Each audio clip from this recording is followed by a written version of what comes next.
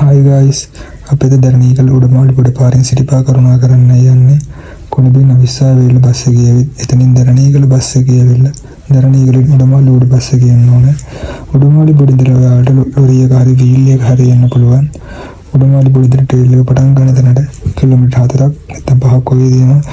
අපිට නම් වීල් එක නේ හොඳ එක හිතන නිසා අපි එහෙම ගියා.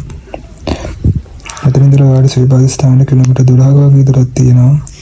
අපි ගමන පටන් ගන්න කලින්ම ධර්ම මාමා හම්බ වෙලා ආශිර්වාද අරගෙන ගමන පටන් ගත්තා. මුලින්ම ඔයාලට හම්බ වෙන්නේ මාගල් ගඟ. ඊට පස්සේ ටික දුරක් යද්දී මහවේ හම්බ වෙනවා.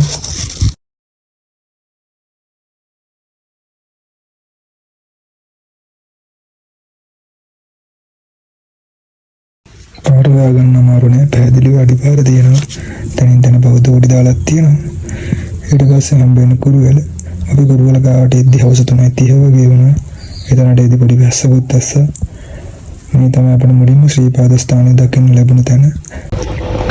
මෙතනට එද්දීත් අපි ගමන පටන්ගෙන පැය 3:00මාරක් විතර වගේ ඇවිත් තිබුණා. ඊට පස්සේ අපිට හම්බ වෙන්නේ සීතමගුල. එතනට එද්දී අපි හවස 5:30 වගේ වුණා. සීතමගුලෙන් නාල කුරුවිට රත්නපාර ගාවට එද්දී රෑ 7:20 වගේ සීතමගුලද කුරුවිට රත්නපාරට එන්න විනාඩි 30කින් වගේ පුළුවන්. ඊට පස්සේ කුරුවිට රත්නපාර දෙන ඉදිකඩු පාන හම්බ වෙනවා. අපි රත්නපුරේ පාරට එද්දී 10 විතර වුණා. ඒ නිසා රයම් බයගොන වැදිලා අපව උදව්දී ගමන පටන් ගත්තා.